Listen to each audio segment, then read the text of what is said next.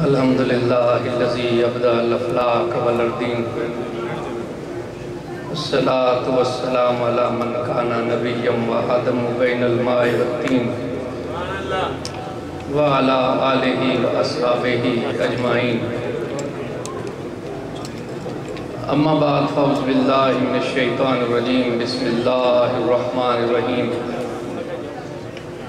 اطیعوا اللہ واطیعوا الرسول وَأُولِي الْأَمْرِ مِنْكُمْ صدق اللہ العظیم ان اللہ وملائکتہ یصلون علی النبی یا ایھا الذین آمنوا صلوا علیہ وسلموا تسلیما الصلاۃ والسلام علیک یا سیدی یا رسول اللہ وعلی آلک واصحابک یا حبیب اللہ الصلاۃ والسلام علیک یا روح جسد الکونین وعلی آلک واصحابک یا عین حیات الدارین الصلاۃ والسلام علیک یا سید الاشراف وعلی آلک واصحابک یا جامع الاوصاف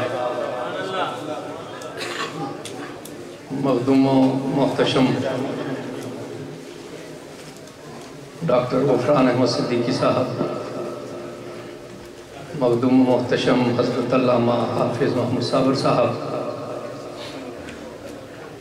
حضرت علامہ ظہور احمد چشتی صاحب، حضرات علماء کرام، برادران والا تبار، مجھے ایک حکم تو اختصار کا ہے جس کی یقیناً میں تعمیل کروں گا، اور دوسرا ایک امتحان میرے ذمہ ہے کہ میں سمندر کو کوزے میں بند کروں، جو میرے لیے ممکن نہیں ہے۔ ذکر امام علی مقام ہم سن رہے ہیں، حضرات علماء کرام اس واقعے کی جزیات اور تفصیلات سے ہمیں آگاہ کرتے ہیں۔ اس ماہ محرم الحرام میں بالعموم اس واقعہ شہادت کا تذکرہ ہوتا ہے۔ میں اپنے مختصر سے معروضہ میں صرف ایک پہلو کی طرف اشارہ کرنا چاہتا ہوں۔ اقبال نے ایک بڑی خوبصورت اور معنی خیز بات کہی کہ رمز قرآن از حسین آموختیم ذاتش و شعلہ اندوختیم، کہ ہم قرآن کی رمز کو حسین پاک سے سمجھتے ہیں، اور ہمارے ایمان میں جو حرارت ہے، ہمارے وجود میں عشق کی جو گرمی ہے، تاریخ اسلام میں جو محبت کی ایک حدت اور حرارت ہے، یہ حدت اور حرارت اور یہ گرمی اور یہ تپش اس علاؤ سے آ رہی ہے جو کربلا کے ریگزار میں سیدنا امام علی مقام نے روشن کیا ہے۔ کربلا کے ریگزار میں امام علی مقام نے اپنے مقدس خون کا نذرانہ پیش کیا۔ اہل بیت اطہار کا تقریباً سارا گھرانہ وہ شہید ہو گیا۔ سوچنے کی بات یہ ہے کہ اتنا بڑا واقعہ اور اتنی بڑی قربانی،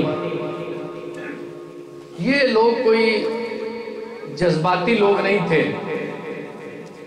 آج صدیوں کے بعد کسی پر یہ غلط انکشاف ہوا ہو تو یہ ان کی سوچ کی غلط اندیشی ہے کہ یہ جنگ کوئی قبیلے کی عصبیت کی جنگ تھی، یہ جنگ انا کی جنگ تھی یا کسی ضد کی جنگ تھی۔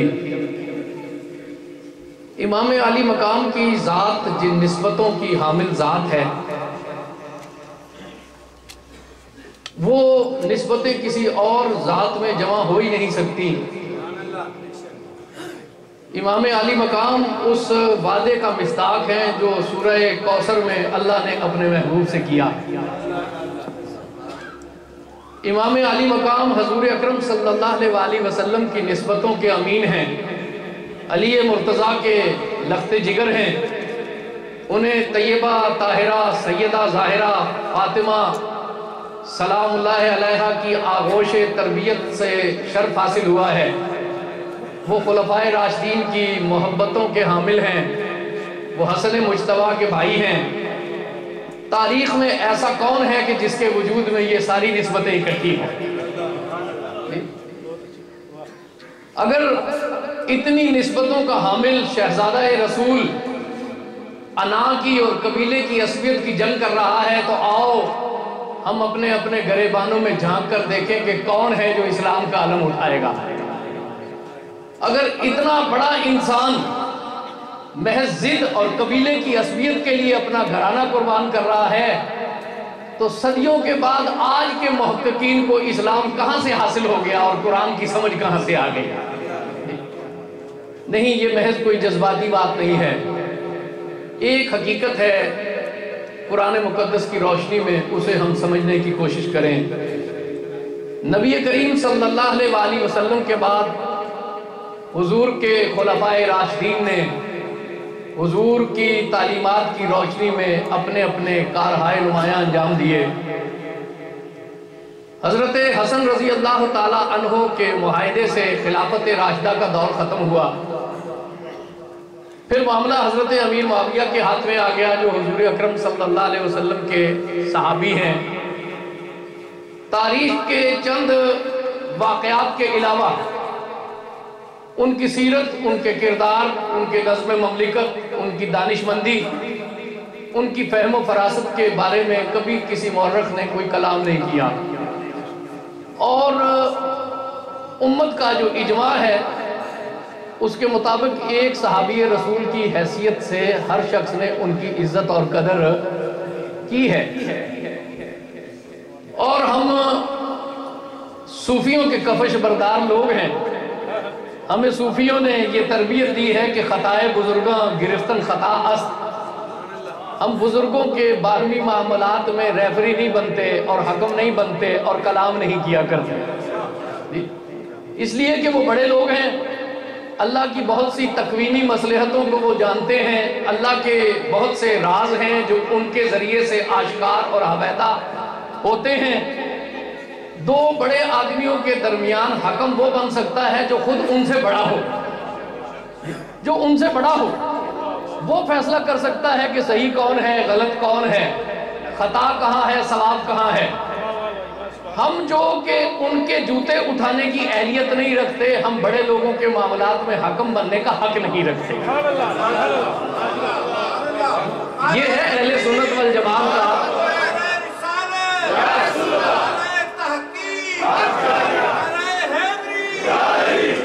یہ ہے اہل سنت والجماعت کا شعوری فیصلہ، سوچا سمجھا فیصلہ، اسی پر امت کا اجماع ہے، یہی جمہور کی رائے ہے، اور اس کے علاوہ نجات کا اور کوئی راستہ بھی ان معاملات میں نہیں۔ تاریخ کے کیا معاملات ہیں، تاریخ کے کیا جبر ہیں، تاریخ کی کیا مجبوریاں ہیں کہ یزید سریر آرائے مملکت ہوا، وہ اس مختصر سے وقت کا موضوع ہو نہیں سکتا۔ اسے تلقین یہ کی گئی کہ وہ اللہ اور اس کے رسول کے راستے سے ہٹے نہیں، وہ خلافت راشدہ کو اپنی مثال بنائے، وہ قرآن مقدس کے مطابق چلے، لیکن اس نے اس راستے سے انحراف کیا، اس نے فسق کا راستہ اختیار کیا، اس نے ظلم کا راستہ اختیار کیا۔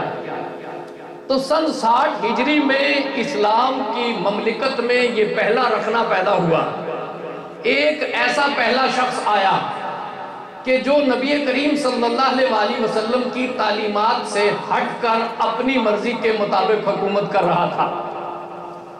اب لامحالہ طور پر تاریخ نے یہ دیکھنا تھا کہ اس وقت کا سب سے بڑا انسان کون ہے اور اس سب سے بڑے انسان کا فیصلہ کیا ہے، وہ ظلم سے سازگاری اختیار کرتا ہے یا ظلم کے خلاف آواز اٹھاتا ہے۔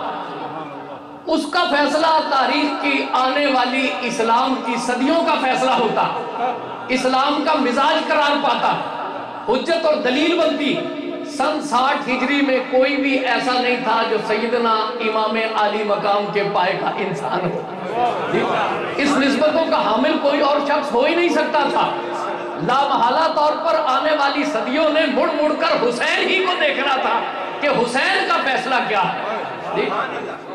اور اقبال نے کہا کہ حسین کا فیصلہ وہ ہے جو قرآن کا فیصلہ ہے۔ قرآن کی کیا رمز ہے؟ آئیے بڑے اختصار کے ساتھ قرآن کی 2 حقیقتوں کی طرف میں آپ کی توجہ دلاؤں، محض 2 حقیقتوں کی طرف، کیونکہ وقت کا اختصار اس سے زیادہ کی ہمیں اجازت نہیں دے گا۔ قرآن مقدس کی ایک بڑی معنی خیز بات کو بہت ذرا سنجیدگی سے اور دھیان سے سمجھیے گا، آسان بات ہے، سمجھ میں آئے گی۔ قرآن نے حکم دیا اطیعوا اللہ و اطیعوا الرسول و اولی الامر منکم، کہ تم اطاعت کرو اللہ کی، تم اطاعت کرو رسول اللہ کی اور اپنے اولی الامر کی۔ اولی الامر کا ترجمہ ہم حاکم کر سکتے ہیں، حکمران وقت کر سکتے ہیں، سلطان کر سکتے ہیں، کوئی بھی ہو، یہ روحانی ہو یا باطنی ہو، جسے بھی ہم اپنا حاکم تسلیم کریں وہ اولی الامر ہے۔ دیکھیے کہ 3 ذاتیں ہیں جن کی اطاعت کا حکم ہمیں قرآن نے دیا۔ ایک ہے اللہ کی، اطیعوا اللہ، اللہ کی اطاعت کرو۔ دوسرے ہے رسول کی، اطیعوا الرسول، رسول کی اطاعت کرو۔ اور تیسرا ہے اولی الامر، اپنے حاکم کی اطاعت کرو۔ لیکن آپ غور کریں کہ حاکم کی اطاعت کرتے ہوئے لفظ اطیعوا نہیں ہے۔ اطیعوا اللہ و اطیعوا الرسول و اولی الامر منکم، اطاعت مستقل ہے اللہ کی، اطاعت مستقل ہے رسول اللہ کی۔ حاکم وقت کو یہ گمان نہ ہو کہ اسے اللہ کے بندوں پر خدا بنا دیا گیا ہے، اس کا اختیار مستقل ہے، وہ خود اللہ اور رسول کے تابع ہے۔ اگر اللہ اور رسول کے تابع ہے تو مسلمانوں کا اولی الامر ہے، اگر اللہ اور رسول کے تابع نہیں ہے تو مسلمانوں کا اولی الامر نہیں ہے۔ نعرہ تکبیر، نعرہ رسالت، نعرہ حیدری۔ قل اطیعوا اللہ و اطیعوا الرسول، مستقل بالذات ہے اللہ، اطاعت ہے اللہ کی، اور مستقل بالذات ہے اطاعت ہے رسول کی۔ یہاں وہ لوگ بھی سوچیں جو کہتے ہیں کہ رسول کی اطاعت، رسول کی حدیث مستقل بالذات نہیں ہے۔ جس طرح اطیعوا کا لفظ اللہ نے اپنے لیے استعمال فرمایا، اسی طرح اطیعوا کا لفظ اللہ نے رسول اللہ کے لیے بھی استعمال فرمایا۔ جس طرح اطاعت اللہ کی مستقل بالذات ہے، اسی طرح استطاعت رسول اللہ کی بھی مستقل بالذات ہے، اور اصل میں رسول اللہ کی اطاعت ہے ہی اللہ کی اطاعت۔ اس میں تفریق کرنے والے اسلام کے مزاج سے آشنا نہیں ہے۔ لیکن حاکم کو کہا گیا کہ وَأُولِي الْأَمْرِ مِنْكُمْ، وہ اپنی اطاعت کو مستقل بالذات اطاعت نہ سمجھے۔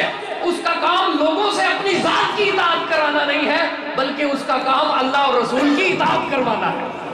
وہ حاکم اس لیے نہیں ہے کہ خود خدا بن جائے، وہ حاکم اس لیے نہیں ہے کہ وہ فرعونیت کے نشے میں رہے، وہ حاکم اس لیے ہے کہ مسلمانوں کو ایک نظم میں پروئے، اور وہ نظم کیا ہے کہ انہیں اللہ اور رسول کی طرف لے کر جائے۔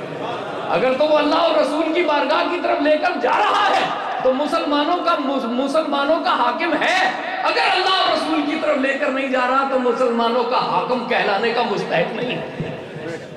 قرآن مقدس کی ایک اور اطاعت کی حقیقت کی طرف اشارہ کریں۔ قرآن نے ارشاد فرمایا کہ من لم یحکم بما انزل اللہ فاولئک هم الفاسقون ومن لم یحکم بما انزل اللہ فاولئک هم الظالمون ومن لم یحکم بما انزل اللہ فاولئک هم الکافرون۔ 3 باتیں قرآن نے کہی۔ قرآن نے کہا کہ جو اللہ کے حکم کے مطابق فیصلہ نہیں کرتے وہ فاسق ہیں، جو اللہ کے حکم کے مطابق فیصلہ نہیں کرتے وہ ظالم ہیں، جو اللہ کے حکم کے مطابق فیصلہ نہیں کرتے وہ کافر ہیں۔ اب یہاں پر 3 حکم قرآن نے لگائے۔